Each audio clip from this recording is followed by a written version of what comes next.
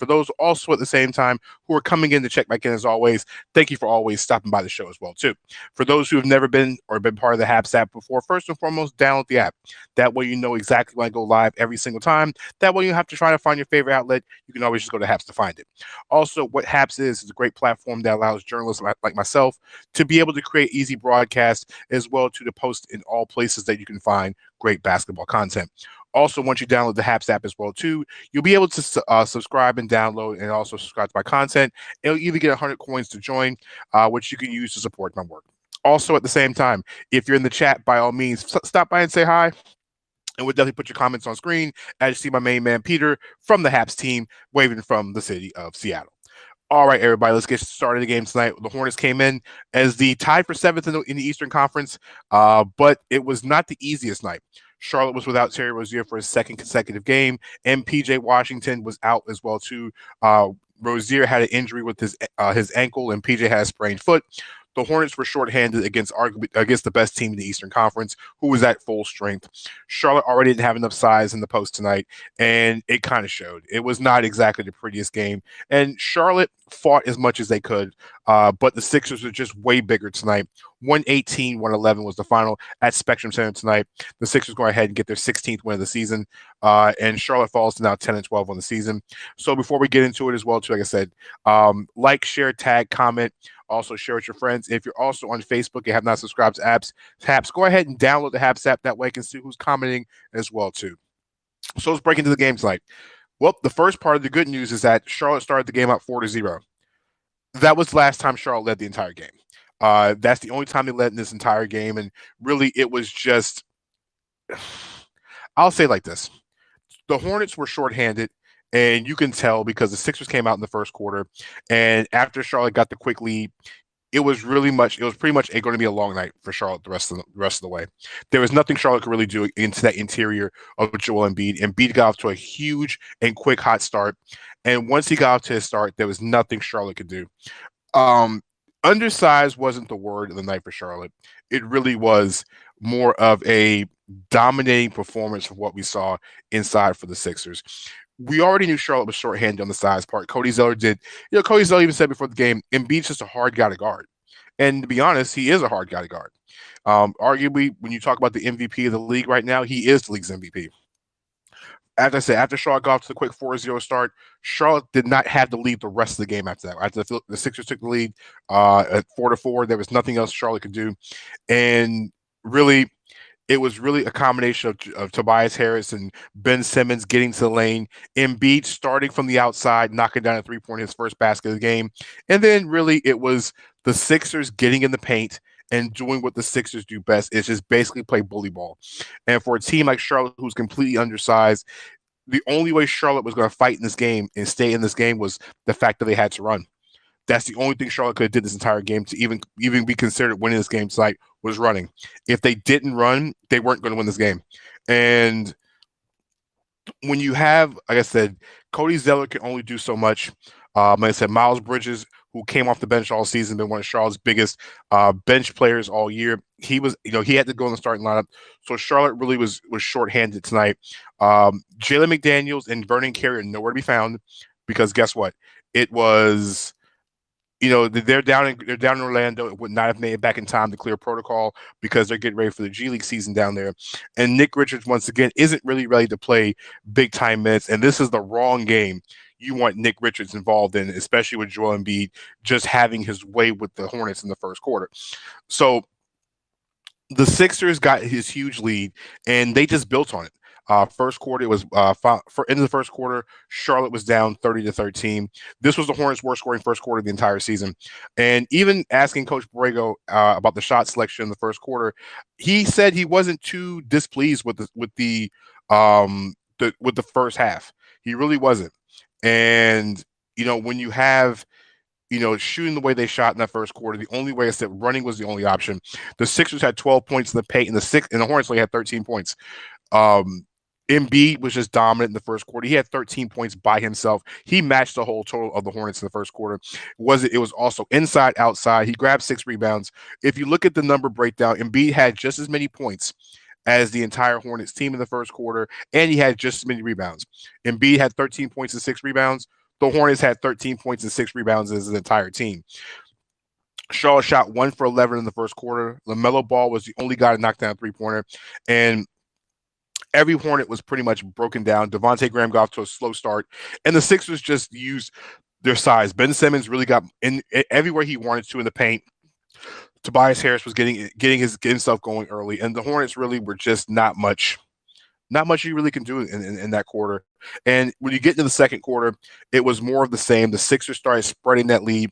The Sixers were up as much as 26 in the second quarter. And as hard as Charlotte played in the quarter, they played a lot better, but they were already down. This is a 26-point lead in the second quarter. Pretty much put Charlotte away at that point. As good as Charlotte played in that quarter, it just wasn't enough. I mean, this game was one of those games where we could sit here and say, honestly, Charlotte just didn't have enough tonight to beat the Sixers. They just didn't have enough going on both ends of the court tonight. Halftime, we're looking at a score of Charlotte getting blasted at halftime. You're looking at a score of 64-42 at the break. Charlotte did shoot better in the first half.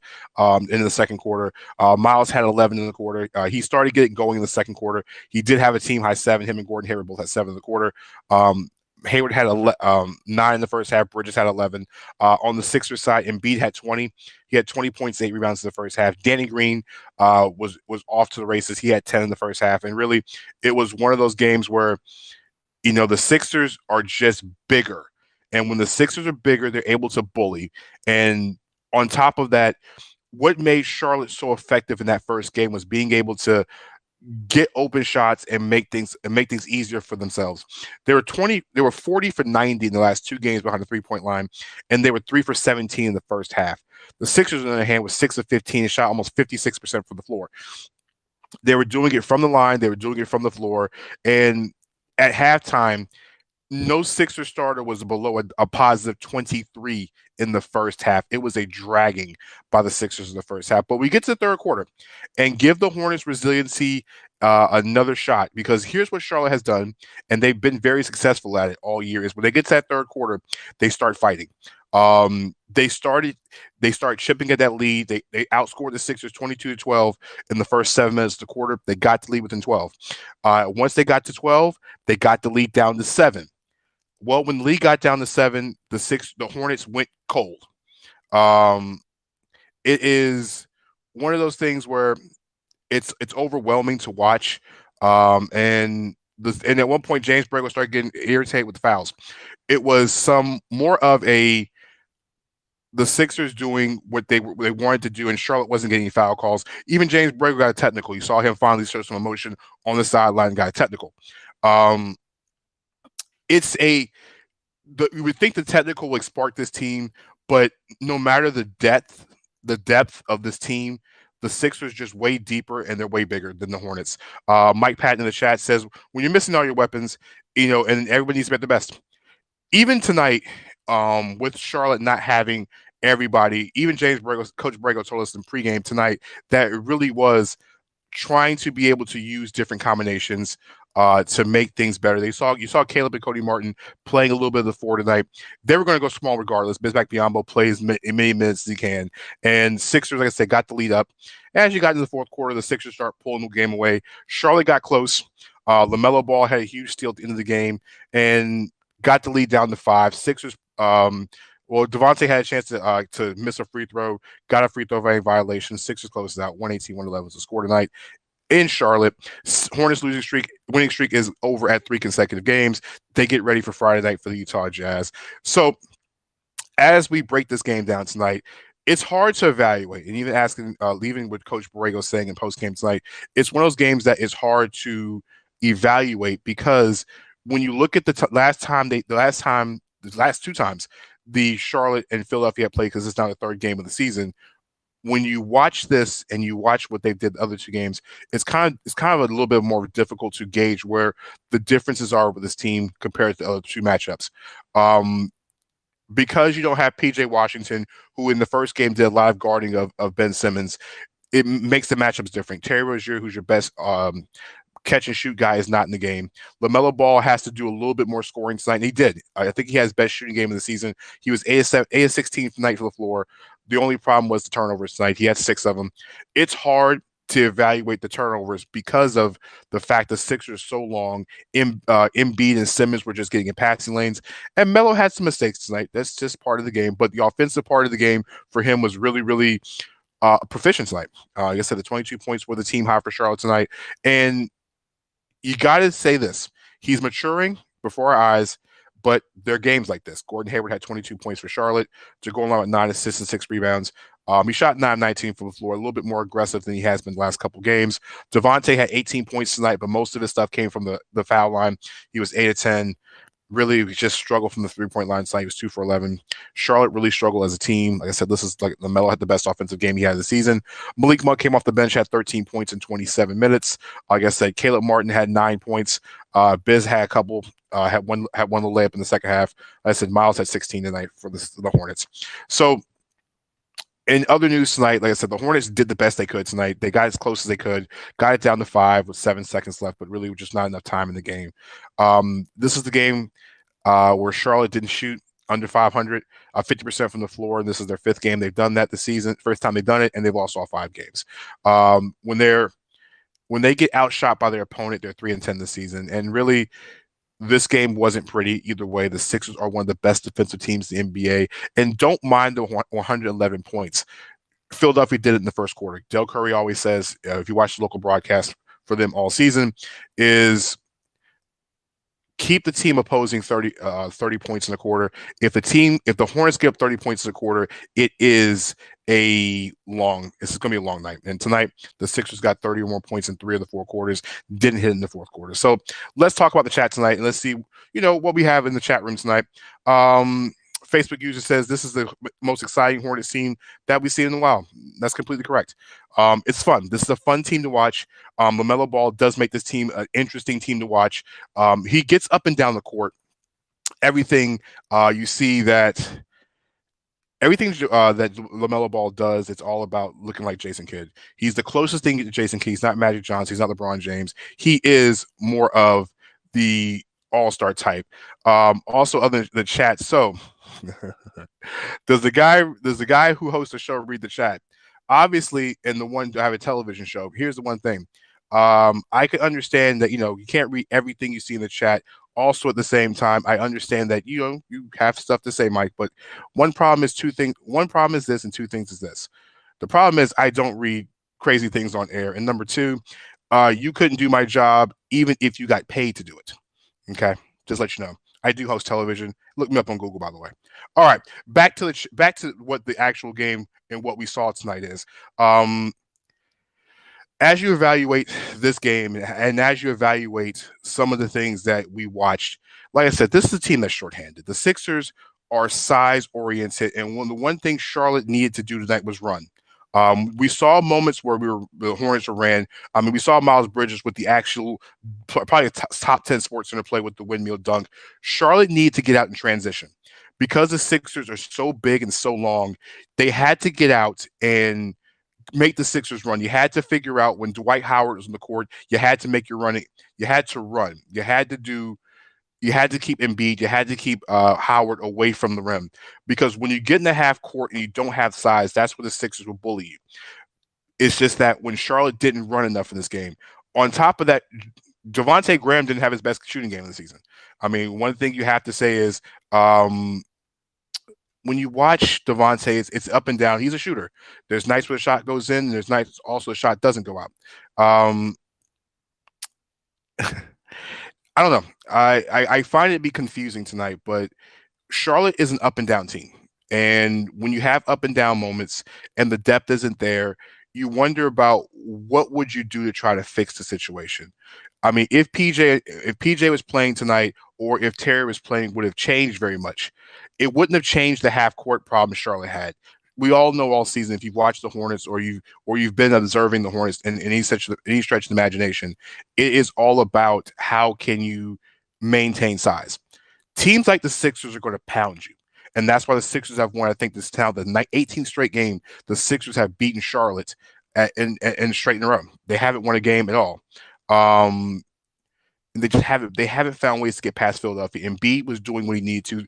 Ben Simmons is Ben Simmons. Tobias Harris is now a third option, and this Sixer team is completely different than what we've seen over the last few years. And the difference is that Doc Rivers and Daryl Morey have built a team that has more balance. Over the last few years, it was very top heavy, but now they have shooters everywhere. Seth Curry's a shooter. Danny Green's a shooter. We didn't really see much of Tyrese Maxey at all tonight. He only played 4 minutes, but he also can shoot the basketball.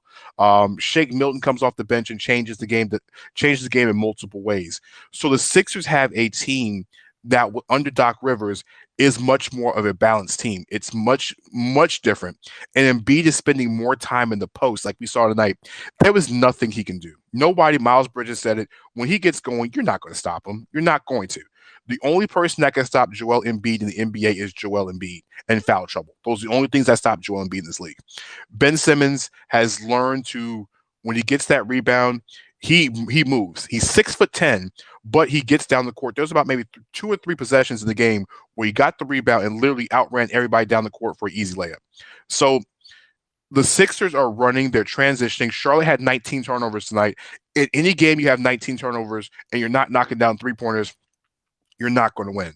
So at the end of the night, the Sixers are the best team in the Eastern Conference. Charlotte's now 10-12. The good news is they're right at the last point. They were tied for 7th in the East. They were a half game behind Atlanta, I think, who was losing, or they've already lost to Dallas tonight. So they have a chance to get back into the quote unquote playoffs before early on in the season. So there's more to work on. As far as the injury report, as we know tonight, Terry was out with the sprained ankle. He's questionable for Friday's game against Utah. As far as PJ Washington and his foot, the good news is he wasn't in a walking boot. He was actually in sneakers. So that is a very positive sign. I expect PJ, unless something goes wrong over the next 36 hours, to be good to go Friday night against Utah, because if you think that dealing with Embiid's a problem, Rudy Gobert is a completely different animal, but just know that Gobert is just as powerful in that post defensively as Embiid is on that side. Charlotte, like I said, game balls tonight, LaMelo Ball, 22 points, 7 assists, 7 rebounds. I think it's the first time this season where the Hornets have lost when LaMelo's grabbed 7 or more rebounds in the game. He gets the first game ball tonight. And even though he had the 6 turnovers tonight, there was a couple times where he had turnovers that he made up and did. He may have made a play. There was one where Thibault stole the ball from him. He got back, went back and caused a turnover the other way. You're going to get the good and bad with him. And also, don't forget, that one steal he had caused the game to get down to a 5-point game because of the 3-pointer that happened at the other end. So he does hustle. He's showing a lot more. He's showing a lot more fight, and like James Borrego has been saying all along, if you're going to make mistakes, do something on the other end to make up for it. He made up for it. He was 8 of 16 from the floor, 3 of 6 from the 3-point line. Like I said, he hustled. He got it on the court. Second game ball, Gordon Hayward finally got kind of snapped out of the shooting slump he's had over the last couple games. Didn't get to the free throw line as much as we wanted him tonight. He only got to the line twice. He finished the game at 22 points, 9 assists, 6 rebounds. And I will say this: there was about maybe 3 or 4 calls that he didn't get that he was fouled. And the referees are not blowing the whistle. So I think that's kind of got James Borrego the technical tonight. Is that the Hornets aren't getting fouls. Now, the Sixers were getting some ticky-tack fouls, and the Hornets were getting knocked to the floor. There was a couple times where Bridges landed on the floor, and LaMelo landed on the floor and got hit hard, and there was nothing called. I think at some point in time, I think tonight's technical was the most energy and most fight I've seen from Borrego in probably about 2 or 3 weeks when it came to the referees. So as the team gets better, there's got to get more calls from referees, because otherwise they're going to keep getting beat up everywhere tonight. Third game ball tonight, I'm going to give it to Miles Bridges. He even though he said he didn't have as much energy as he wanted to, and he was fighting foul trouble all night, he had 16 points and 8 rebounds in his first start of the season, and he had a couple plays, like I said, the windmill dunk that's going to be all on social media. We saw it on Twitter. We saw it on ESPN. Mike Patton in the chat asking, at some point, to the Hornets, do you expect to go bigger? Well, there's not much more size Charlotte can do in this situation. Everybody's clamoring for Jalen McDaniels and Vernon Carey. Neither one's going to be back. They're going to be down. They're going to be down in Orlando for an extended period of time. Even unless this team has a major injury, because they were in no rush to bring any of them back, even with the injury to PJ. So I don't. The only bigger you're going to go is going Nick Richards, and if you're going Nick Richards at any point in time, it is the trial by fire. Tonight was the wrong game to do it. If you see Nick Richards at all, I'm going to say this: it could be Sunday against Washington. Washington doesn't have the interior presence or the interior post game on either side that Utah has with Rudy Gobert or the defensive presence of Rudy. So maybe there might be some time for Nick Richards on Sunday. Charlotte will be playing, I think, their fifth game in 7 days. So they would have a chance to probably see Nick Richards on Sunday and see what the kid has. As far as size goes, this team is really not, they're playing small.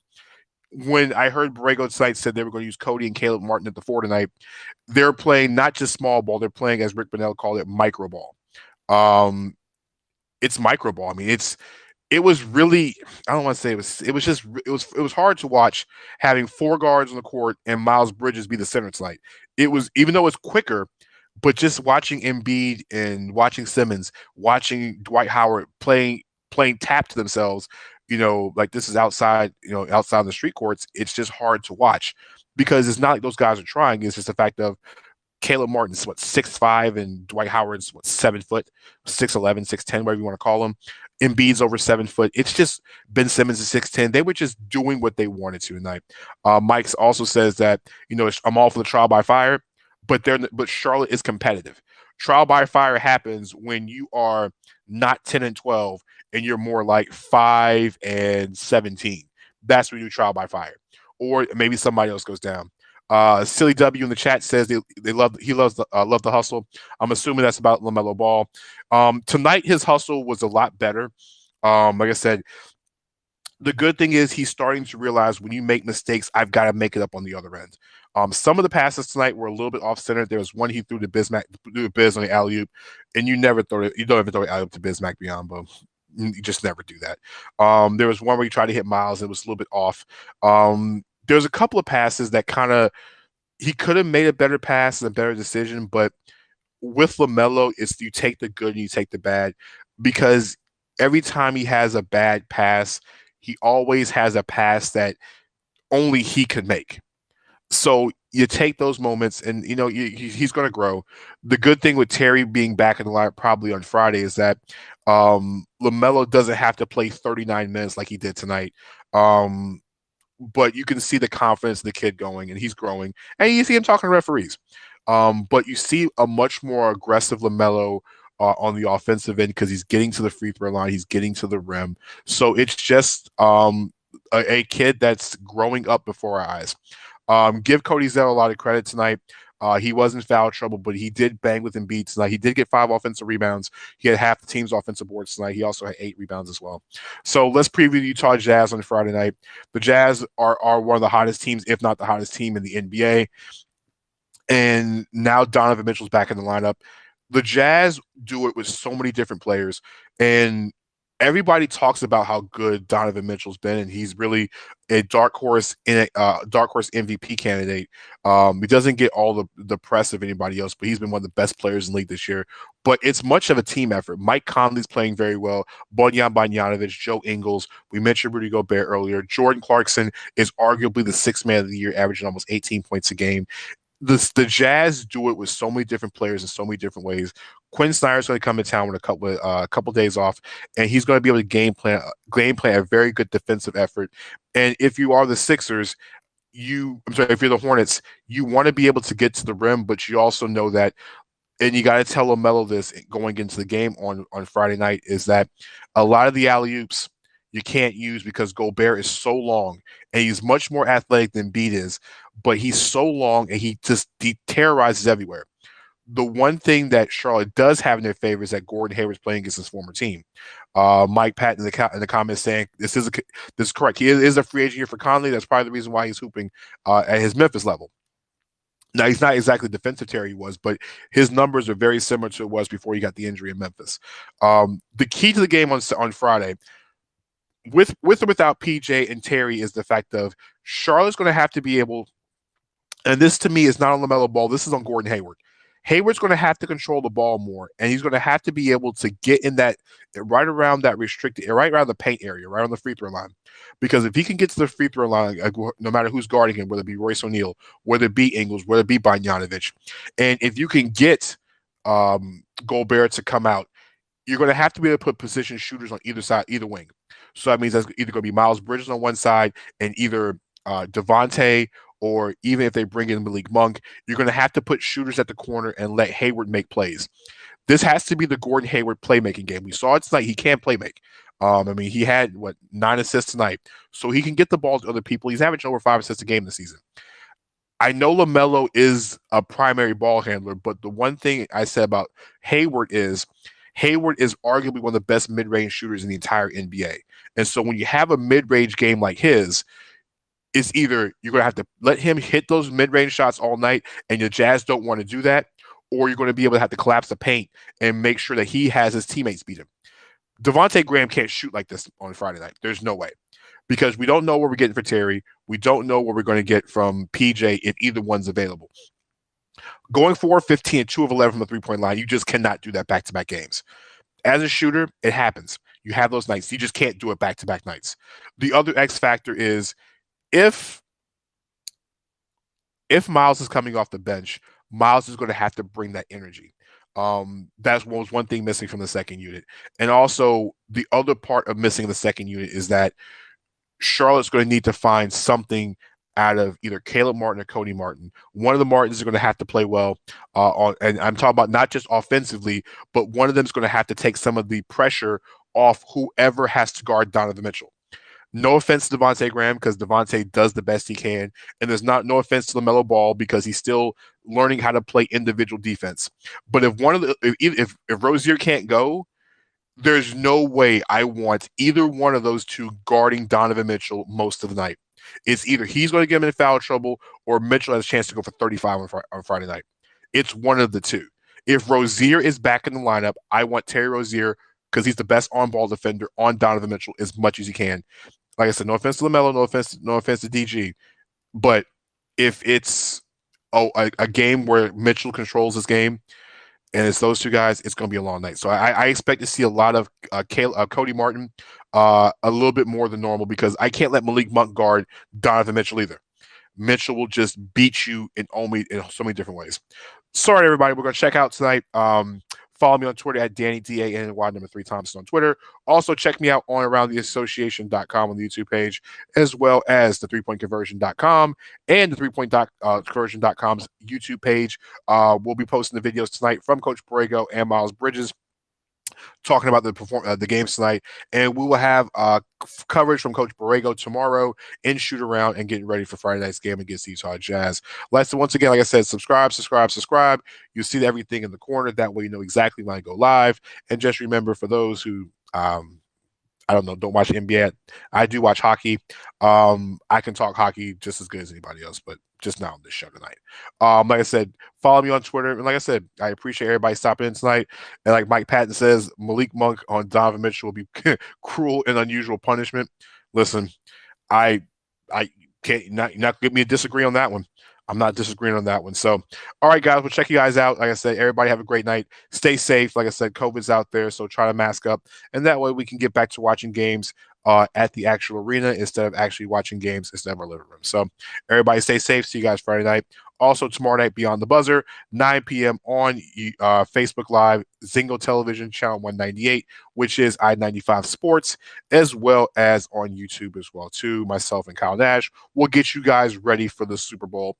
Also, if you are a fan of the AFC South, my main man, Mike Patton, like I said in the chat, will have his tour of the AFC tomorrow night with the Tennessee Titans with special guest ESPN's own Teron Davenport. They're going to talk everything Tennessee Titans, and also they might talk about some Senior Bowl stuff because Teron was out covering the Senior Bowl last week. So check out Mike, subscribe to Mike as well too, show him some love, and also talk about the Tennessee Titans because they're one of the more underrated teams in the league. So for myself and everybody in the chat tonight, once again, I appreciate everybody stopping by. Also, everybody also drop some coins up in the chat tonight. We'll catch you guys on Friday night. Have a great night.